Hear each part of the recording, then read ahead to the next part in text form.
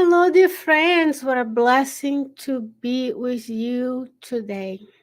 Happy 4th of July. That's when this program is going to air for the first time. But good evening, good morning, whichever place on the earth you are. It's always a blessing to be with you today. Today, we're going to be talking about issue 50 with an article titled Bless the Struggle. But before I do that, I would like to share with you something we do every so often. We have a new issue of the magazine, and why not? Let's create a banner. It will be issue 62, just hot off the presses. So you can visit Spiritist magazine.org, and we want the banner to also scroll against the bottom, so it'll be for a little bit. I will have it showing here, and you visit to download, to order a copy, to download the app for your devices. Make sure to download the PDF. So I'm going to show that to you so that when others join us, we will be all at the same page. I'm here at the Spiritual Side of Richmond, Virginia. It's always a blessing and an honor to be with you. So if you were to visit spiritistmagazine.org, what would you see? You would see the beautiful website by the Spiritist Magazine. This is the cover of the website. Here you have a link to download the PDF version of the magazine. Right there, go to link, in my case, on my computer, a new window opened, and I can easily scroll down to the many articles of the Spiritist Magazine. You can also, while you're here, have a link for the app stores, Google App Store or the Google Play Store. You have a direct link to the new release. Just a few days ago, we come live. A link to the Facebook page of the Spiritist Magazine. You may be watching me on that page as well. A contact form, a About Us, a PDF version of the magazine. You also have a donate button because there are costs associated with running the magazine, even though the magazine itself is free of charge. If you were to perchance want a physical copy of the magazine, this is issue 54. And then I periodically show this to you. You can have it for your home with the partner Mag Cloud. You're going to have to make an account, give information. Is that cost? What does that mean? It means no money comes to us, it's just the price of producing a physical copy of the magazine. What a blessing to be here. There's also an email, spiritistmagazine@gmail.com. Okay? What a blessing to be here with you. But today we'll be talking about issue 50, which is, before I go there, let me show you the actual the new issue. Let's remove that. We'll actually be looking at, this is what the magazine looks like right now for the issue. And you have many different articles, a letter from the, this is from the Spiritist, Conduct by Andrea Luiz, a letter from the editor, an article by Alexandre Fontes da Fonseca, another one by Americo Canhoto, another one by Protector Spirit, if you're ill, once about the book Good News. So many different beautiful teachings for you and I. So here we have also Others Hope by May. Many resources for you and I to talk about between now and the new issue of the magazine. But today we'll be talking about issue 50 and the article by the Spirit Emmanuel through the mediumship of Francisco Candido Xavier. And this issue is this article from issue 50 is very important because we want to talk about blessing the struggle. We don't normally celebrate, nobody's saying go get struggles, go get some suffering, but we do experience difficulties throughout our lives. And so we want to bless the struggle. This planet undergoing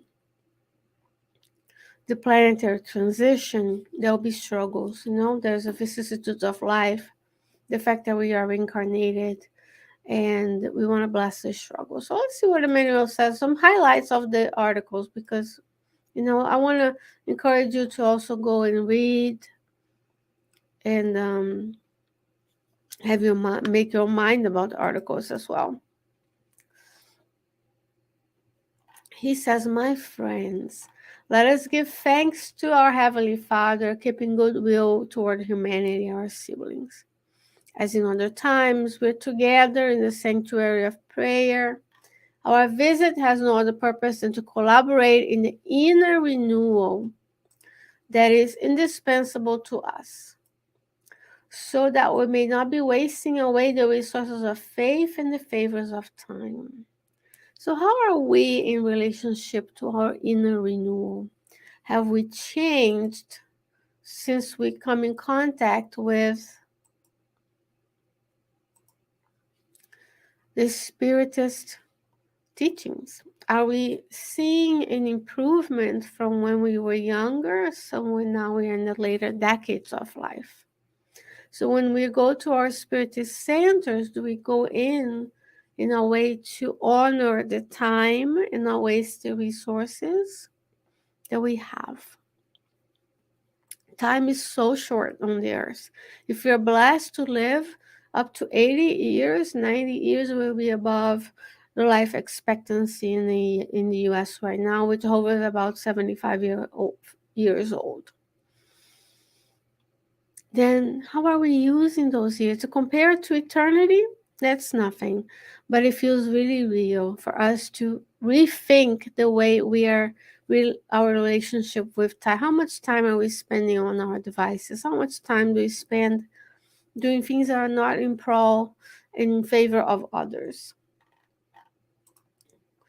He says, we also address our message to all companions who listen to us outside the flesh, orphans of light, in pursuit of their own transformation with the Divine Master. Because it's only in Christ that we can trace the true path of redemption. So remember, these messages are psychographed by Chico Xavier. Sometimes it's psychophonic, meaning the medium uses the physical apparatus of the incarnate being to speak. So these messages are being spoken and recorded. If you haven't watched this, it's on the internet. It's psychophonic instructions. There's a DVD about it as well. So he's speaking. So when we're speaking in our homes, when we're speaking in our Spiritist centers, in our workplaces, there are spirits. Those are the companions outside the flesh. That's why the voice is such an important component in how we speak, the tone of voice, the loudness of the voice, so on and so forth. And Emmanuel complements this when he talks about the voice being your sound portrait, the same way the spirit can see our mental matter created by the thoughts we have, the mental ideations we have. They can also feel the amount. So do each incarnate being. You can feel the anger, the spite, the love and the kindness when someone speaks. So it's very important that we speak out loud, but we are careful about what we say. Very important tool. Let us learn to yield, collecting with Jesus the lesson of renunciation as a divine science of peace. So, dear friends, until we renounce, we're not going to be peaceful. And what are we renouncing? The old us, the physical pleasures that we have sought for reincarnations and millennia. And today we're invited to transcend. We're invited to go further within this lesson of renunciation. Renouncing our time to truly care for our family members and friends. Renounce our family time, meaning how one more trip, one more enjoyment, one more vacation to serve the homeless. In our case in Richmond, we serve the assisted living facility.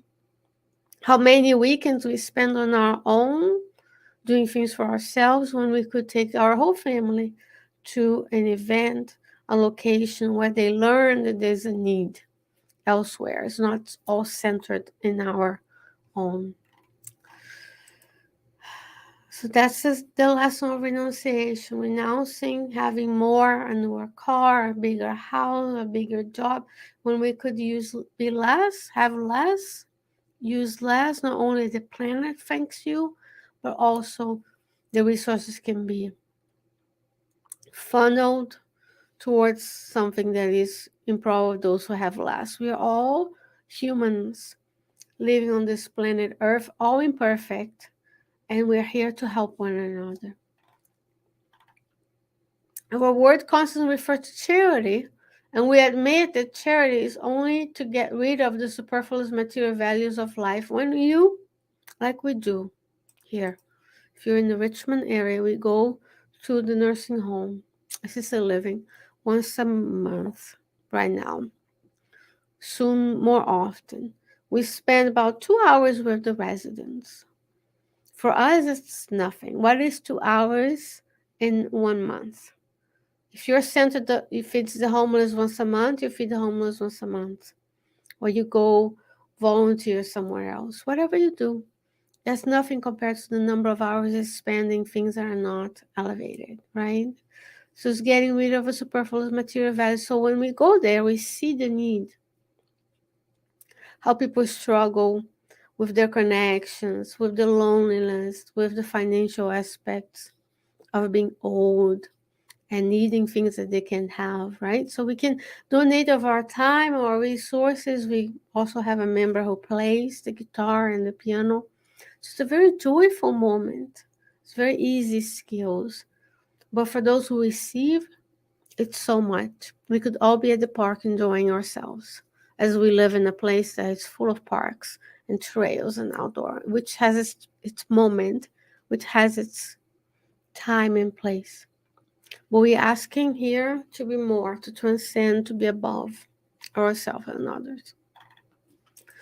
Now, this says the greater cherish will always be that of self-renunciation, which will yield from itself, so the freedom, joy, confidence, optimism, and faith in one's neighbor will not suffer damage from any source. As an incessant exercise of self-sacrifice, it's imperative to yield daily to our opinions, our views and prejudices, our habits, if we really want to assimilate Jesus, with Jesus, our transformation in the gospel. Do we always have to be right? Do you always have to have the last word? Are our activities the ones that are always the right thing to do? Or we are willing and able to listen to others, to talk about things that are going on, look at different points of view, perhaps consider the negative influence of some spirits in our decisions. It's all about self-sacrifice. Whole nature is a school in this sense. By abdicating the pleasures of youth, men and women attain to the Lord the grace of home for the children who lead the message of love and trust to the future. That's the blessing of parenthood. As you can find in the Gospel according to Spiritism. The mission of parenthood is to lead those children, which are loans, those spirits, loan to you and I, for us to care for and lead towards God, which includes this message of love and trust. We need to help them to love themselves, to love being reincarnated, to love the community they're in, understand that it's not by accident that we are together, that we didn't come here just to enjoy, play, that there's time for service, there's time for quietness, there's time to be with others.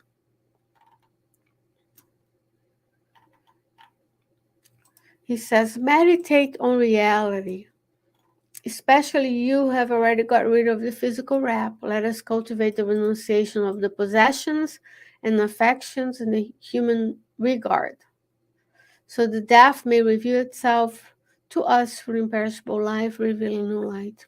We are still on the earth very materialistic, very self-centered, centered in outward expressions of ourselves without knowing who we truly are.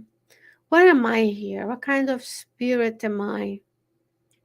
What are my thoughts, feelings, and emotions? And we fill our time with business, we fill our time with consumption of material things and of experiences, of making core memories, so that we can distract ourselves from being with ourselves and seeing, have I really improved, or am I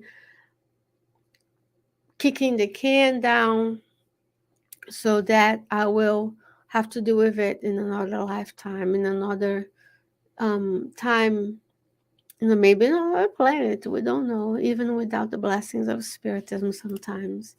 Every day, the solar splendor returns to the experience of man. That's the sun, inviting to perfect themselves inwardly, forgetting old burdens of negative impressions, which so often crystallize in the mind, enslaving us to delusion. That's why it's so hard to change. When someone comes to you and say, what, you're going to spend how much time with those people? I would rather you travel, I'd rather you go to the beach, or this bucket list, or your Instagram account. Because this delusion of the matter and the enjoyment is still with us from many, many reincarnations, and now we are called to be awakened. In a different issue. No, it's actually this one. Bitakun Sampaio tells us that Christ is at the helm. Everything that is happening that comes to us so instantly because of the means of communications we have is all under the guidance of the superior spirits. All have a play, and they're inviting us, they're showing us crystal clear what's important. We leave unprepared, wasting the opportunities of service obtained in the world with the dense body. We harvest by the transition of the tomb like birds caged in the greeter's own thought. So we wake up and say, oh, what have I done with my time? We wake up in the spiritual realm. If we find ourselves in good mental conditions, because we may be all deranged, as we see in the books of André Luiz, it is necessary to forget to relive. It's also imperative to let go of the precarious possessions of the carnal season of struggle, so that the fire of the passions does not drag us into the calamities of the spirit, for which we are paralyzed by the longing for progress and secular reparations. So we need to let go. Look at ourselves as the potential that we have, the divine seed inside of you. We mold the good, we visualize the good, we feel the good, as Emmanuel says in the book Foreign Life. Let us be able to exercise the sweet charity of understanding with the individuals that surround us. We've seen a lot of lack of charity in understanding people around us in the past few years. Selfishness is coming among, but also the balance of all of those spirits who anonymously do not come to your feed, who are there helping others. As the author David Brooks says, the weavers in the communities, people holding together communities, helping the orphans' children, helping those living projects, helping the neighborhood, They're the pillars of their neighborhoods. They're invisible. You don't hear them. You don't hear from them in the media. We hear about tragedies, but what about spreading the news about those who are volunteering, who are doing the good, who are caring for the children of others, who are caring for the children of the parents who have to work two or three jobs to make ends meet, who are volunteering in the schools, so on and so forth. And let's understand those who are still not aware of the importance of developing this Christ consciousness. Remember, Jesus always exercised sweet charity. He always understood those around him. He was always serving. He did take time to rest and meditate and be with the Father. But he spent all his time. Just the few accounts that we have in the four Gospels, the book Jesus in the Home, the book Good News, and some others. Just a sliver of time compared to the 33 years that he was on this earth. And the billions of years that he's been caring for the earth, because the earth is 4.5 billion years old. And the many billions that will come, he continued to care for you and I. The 8 billion incarnate and the many billions incarnate around us. So what do? We not only understand them, we also support them for the detachment of our desires. Realize that the good of the neighbor above all is our own good. Very important. When the neighbor does not thrive, when the kids, I usually give this example, when the kids in the school downtown, with the least of the resources, because of the school system that we've developed is funded by taxes, and they live in a poor, impoverished neighborhood. Therefore, that school has less resources. When they don't thrive, when they cannot develop their potentiality, our kids who live in a better neighborhood, more equipped, with resources, also suffer. Because we're all here to thrive. We're all here to do the best we can with the resources that we have. We're here to see those who are in need and reach out so that they also can thrive. The good of the neighbor is our own good. Not my good is their good. Their good is also my good. Let us remember that the laws of the Lord manifest in the trumpets of time, confer each thing its function, to each spirit the proper place. And now he's going to give us many examples of what to do. Let us learn to yield in the conviction that justice is always the perfect harmony, attentive to the worship of personal sacrifice under the norms of Christ. We ask him for the courage to use silence and goodness, forbearance and unconditional forgiveness, the regenerating work of ourselves, since we cannot dispense with energy, and steadfastness in order to be fond of similar virtues. Let us radiate the resources of love through those who cross our paths, so that our attitude may become a witness of Christ. Sharing with others consolation and hope, serenity, and faith. And that's what we are doing here. We're sharing consolation, hope, serenity, and faith. And so share with others, because maybe others are struggling and they don't see a way for the sun to come up tomorrow, but the sun will come up tomorrow, as it does every day, as it has done for billions of years since the formation of the solar system, and many, many billions to come. We will be here. Let's supplicate the eternal benefactor to help us to share the doctrine, to shape the doctrine of light into our own lives, so that our presence, wherever it may be, is always a source of comfort and hope, service and benevolence, exalting to those around us the blessed name of our Lord Jesus Christ. We want to feel the gospel. We want to know of the gospel. We want to read the gospel. And then all the books of the Old and New Testament, because we want to know in context where the gospel stories occurred. But the most important gift we can give to others is to exemplify in our lives his example, to feel the gospel and to apply the gospel to our lives, because then we will bless his name. When we act like him, others don't know I'm not just talking about things, I'm not just saying good things about Jesus, but acting in not coherent manner with Jesus' words and actions while he was incarnated on the earth. So this is from the book Psychophonic Instructions, received on March 11th, 1954. And this is a book that if you read Portuguese, you can read as well. And some of the messages are being published slowly in the Spiritist magazine, each and every issue. Okay, dear friends, happy 4th. May God bless the blessed United States of America.